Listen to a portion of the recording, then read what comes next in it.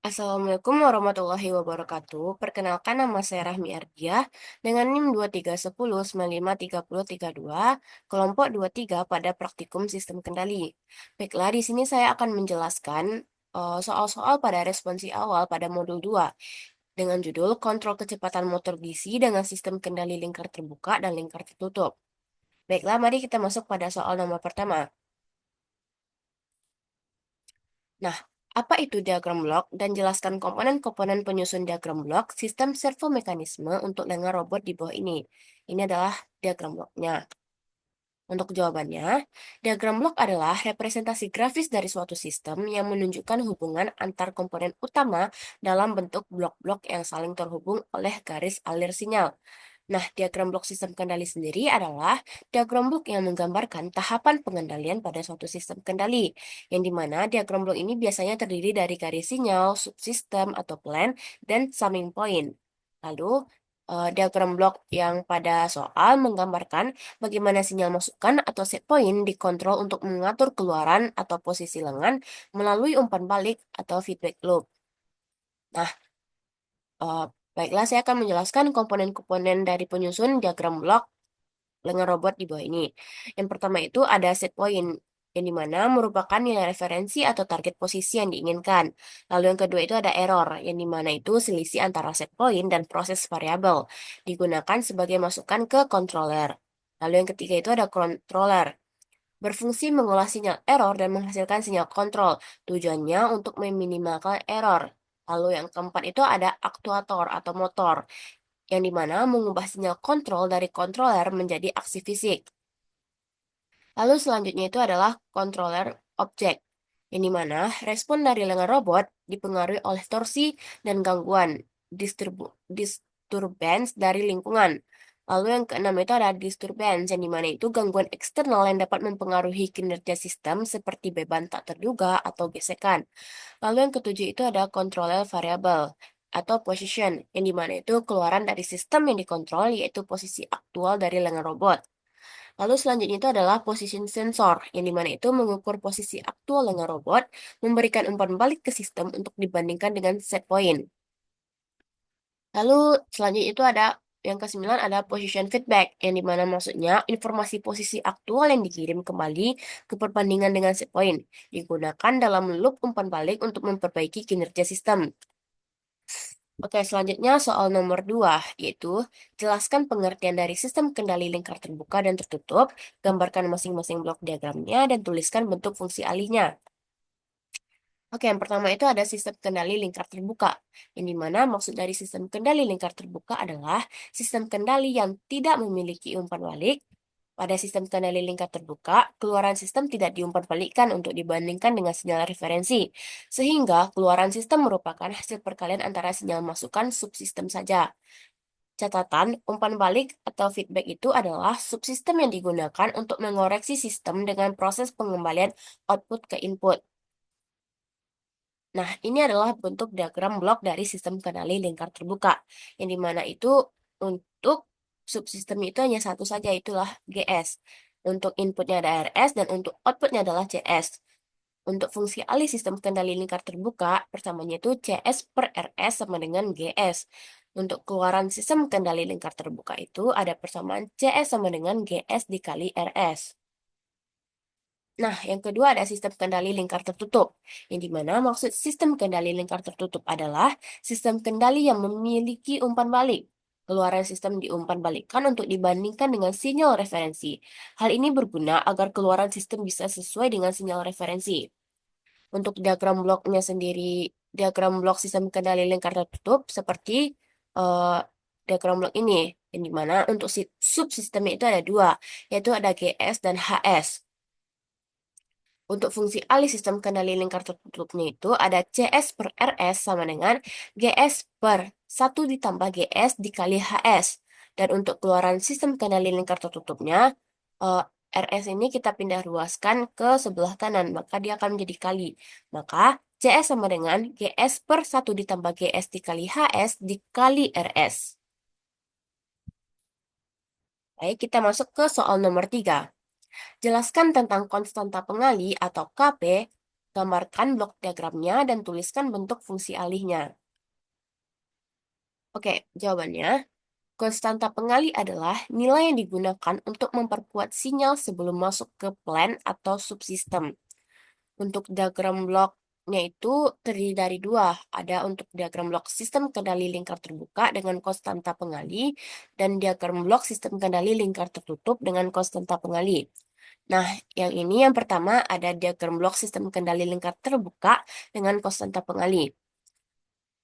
Ini untuk diagram bloknya. Subsistemnya itu adalah ada KP dan GS.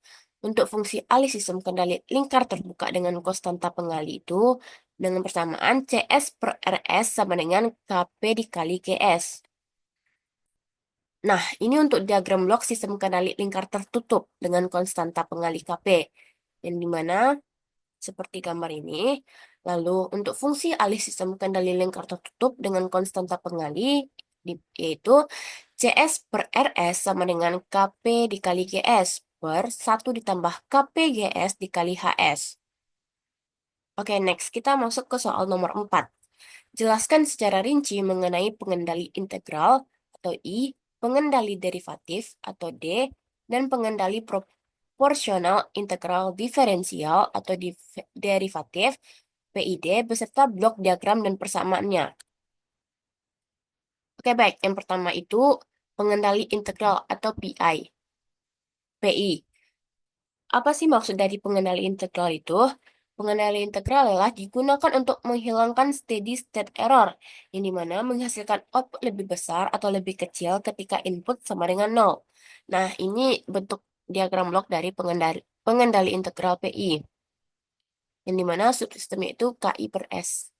Nah, nilai error E diumpankan sebagai laju perubahan sinyal kontrol U.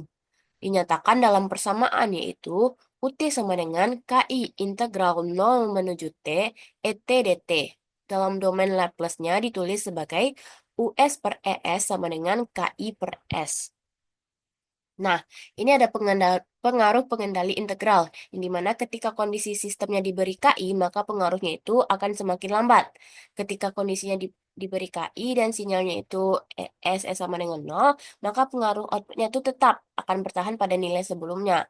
Dan ketika kondisinya itu sinyalnya itu S-nya tidak sama dengan 0, maka pengaruhnya output menunjukkan kenaikan atau penurunan yang dipengaruhi oleh nilai SS dan nilai KI.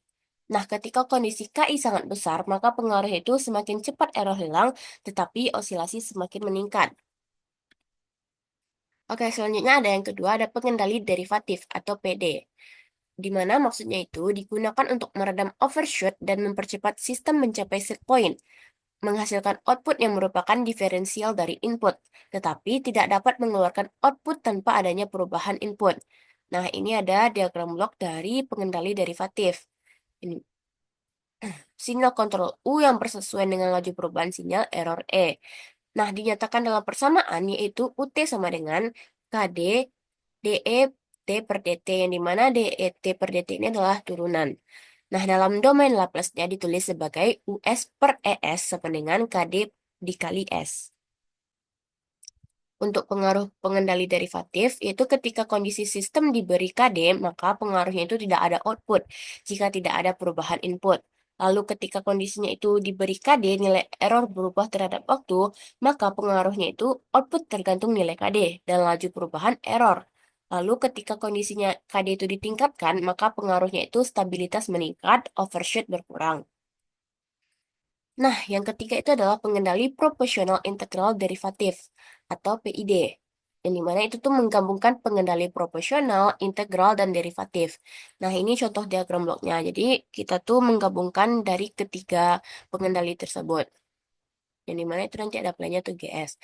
Apabila ketiga jenis pengendali tersebut digunakan, maka persamaan ini dinyatakan antara sinyal error E dan sinyal kontrol U dalam domain waktu kontinu. Dinyatakan dalam persamaan yaitu UT sama dengan KPET ditambah KI integral ET ditambah KD DET per DT. Nah, dalam domain Laplace-nya itu ditulis sebagai US per ES sama dengan KP ditambah KI per S ditambah KDS. Nah, gitu. Untuk pengaruh pengendali integral derivatif yaitu ketika kondisi sistem diberi pengendali PID, maka pengaruhnya itu ada tiga. Yang dimana pertama itu ada respon transient menjadi lebih baik. Yang kedua ada SS hilang, lalu yang ketiga ada overshoot rendah. Nah, itulah pengendali ketiga pengendali. Baik, di sini kita masuk ke soal nomor 5. Jelaskan apa saja parameter tangkapan peralihan pada sistem orde 2. Baik, untuk jawabannya itu ada 6 parameternya. Yang pertama itu ada time constant atau TC, yang dimana maksudnya itu adalah waktu yang dibutuhkan oleh sistem untuk mencapai nilai 63,2% dari nilai akhir. Lalu yang kedua itu ada rise time atau TR, yang dimana waktu yang dibutuhkan oleh sistem untuk mencapai nilai 0% sampai 100%, 10% sampai 90%, dan 5% sampai dengan 95% dari nilai akhir. Lalu yang ketiga itu ada settling time atau TS, yang dimana maksudnya itu waktu yang dibutuhkan sistem untuk mencapai 5% atau 2% atau 0,5% di sekitar nilai akhirnya. Lalu yang keempat itu ada delay time atau TD, yang dimana maksudnya itu waktu yang dibutuhkan oleh respon untuk mencapai 50% dari nilai akhir pertama kali. Lalu yang kelima ada maximum percent overshoot atau MP, yang dimana maksudnya itu nilai puncak maksimum dari respon sistem yang diukur dari nilai sistem saat kondisi steady state.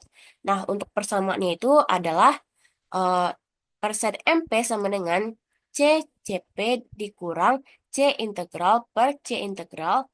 Eh, salah, maaf. Mohon maaf. Persamaannya itu adalah persen MP sama dengan CCP dikurang C tak hingga per C tak hingga dikali 100%. Lalu yang keenam itu ada time peak atau TP, yang dimana waktu yang dibutuhkan oleh respon untuk mencapai puncak pertama dari overshoot. Nah, di sini dia ada grafiknya nih untuk parameternya. Hmm,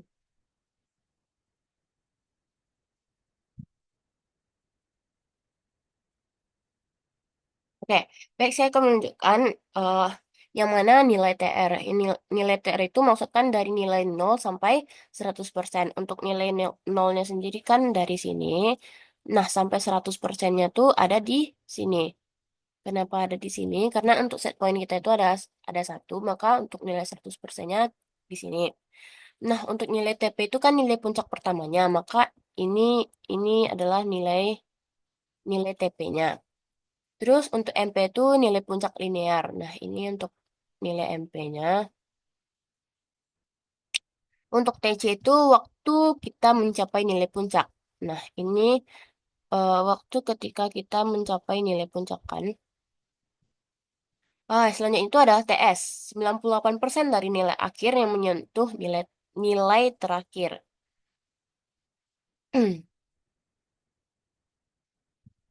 98%. Nah, untuk TD-nya itu setengah dari set point. Nah, set point kita itu kan 1. Berarti setengahnya itu adalah 0,5. Berarti di sini untuk eh nilai dari TD-nya. Nah, mungkin segitu. Oke, kita lanjut ke soal nomor 6. Eh, Nah, soal nomor 6 ini menyederhanakan diagram blok pada gambar di bawah ini. Nah, ini kan untuk diagram bloknya. Oke, mari kita sederhanakan. Nah, di sini tuh susah ya. Nah, ini kan ada nilai H2, G3, G4. Untuk nilai H2 itu kita menambahkan sistem di sebelahnya itu 1/G4. Yang dimana nanti kita series connection atau kita gabungkan keduanya maka menjadi H2/G4. Maka menjadi H2/G4 dan G3/G4 ini kita gabungkan menjadi G3/G4. Ini salah nih sebenarnya. Nah, untuk untuk selanjutnya itu ini eh, pada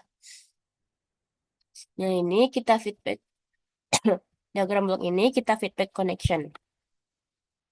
Nah, maka nanti akan kita gabungkan eh apa lagi? Maka dia akan mendapatkan hasil G3 G3G4 per 1 dikurang H1 G3G4. Kenapa ada H1 di sini? Karena kan awalnya ini kita gabungkan di sini, makanya H1-nya itu menjadi penyebut. Penyebut kan? Pokoknya letaknya di bawah. Nah, makanya dia H1-nya di sini. Nah, hasilnya itu kita gabungkan.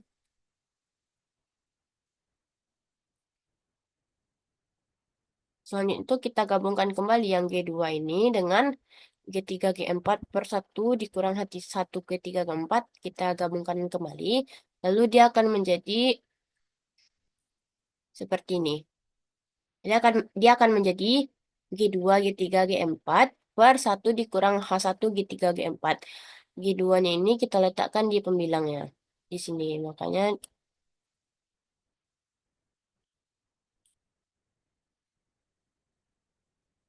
letakkan di atas G2 di sini kan. Nih. Selanjutnya, untuk yang H2G4 ini kita gabungkan dengan subsistem yang di bawah, kita feedback connection kan. Lalu dia akan menghasilkan, nah seperti ini. CS per RS sama dengan G2 G3 G4 per 1 dikurang H1 G3 G4. RS-nya 1 ditambah G2 G3 G4 per 1 dikurang H1 G3 G4 dikali H2 per G4. Kenapa di sini kenapa di sini kenapa di sini ada H2 dikali G4? Karena kan kita ingin menggabungkan H2 per G4 ini dengan subsistem yang di bawah. Makanya ini ditambah 1 dikarenakan kenapa itu di 1 ditambah subsistem? Karena seperti gambar sebelumnya. Nah, seperti gambar sebelumnya, ini kan subsistem H2 per G4 ini kan menuju ke sini. Ininya tuh kan ini minus ya. Nah, ketika dia minus, maka di di bersamaan ini dia menjadi tambah. Tapi ketika yang bentar. Tapi ketika eh, dia masukannya itu ketika masukannya itu positif, maka nilai satu ini satu dikurang jadinya. Oke, sama dengan CS per S-nya itu sama dengan G2, G3, G4. Ini kan G4-nya dicoret nih.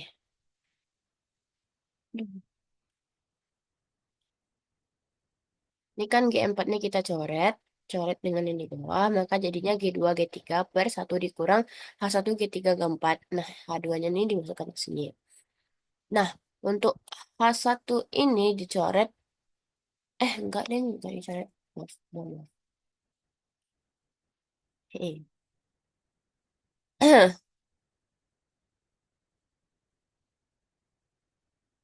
Kan.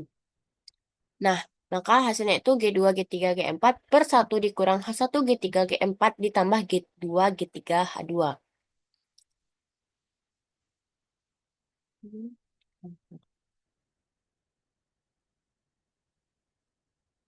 Oke. Nah, ini bentuk dari diagram bloknya. Eh, Di sini G1 menuju G2, G3, G4 per 1 dikurang H1, G3, G4 ditambah G2, G3, H2. Nah, untuk G1 dengan nilai yang udah kita dapatkan itu, kita gabungkan lagi, itu series connection. Nah, yang dimana di sini kita mendapatkan diagram bloknya itu G1, G2, G3, G4 per 1 dikurang G3, G4, H1 ditambah G2, G3, H2. Untuk yang G1 ini kita naikkan ke atas, ke pembilangnya. Nah, terus kita gabungkan deh ini jadi feedback connection. Yang dimana itu CS per RS sama dengan CS-nya itu G1, G2, G3, G4 per 1 dikurang G3, G4, H1 ditambah G2, G3, H2. Untuk RS-nya itu per 1 ditambah. Nah, kenapa ini ditambah lagi?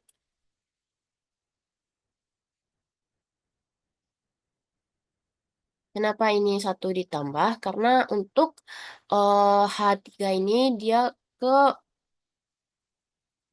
masukan negatif, makanya dia jadi satu ditambah.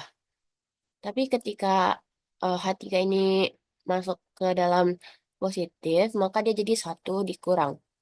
Nah, oke. 1 ditambah G1, G2, G3, G4, H3 per 1 dikurang G3, G4, H1 ditambah G2, G3, H2. Menghasilkan G1, G2, G3, G4 per 1 dikurang G3, G4, H1 ditambah G2, G3, H2 ditambah G1, G2, G3, G4, H3. Maka didapatkanlah diagram blok akhiratnya seperti ini, di mana RS adalah input menuju subsistem G1, G2, G3, G4 per 1 dikurang G3, G4, H1 ditambah G2, G3, H2 ditambah G1, G2, G3, G4, H3 menuju ke inputnya itu adalah CS. Oke, mungkin sekian saja dari saya. Terima kasih sudah mendengarkan penjelasan tentang soal responsi awal saya. Mohon maaf apabila ada kata-kata yang salah dan mohon maaf apabila ada kata yang salah dan ada yang tidak benar jawabannya. Eh, saya baiklah, saya ucapkan terima kasih. Assalamualaikum warahmatullahi wabarakatuh.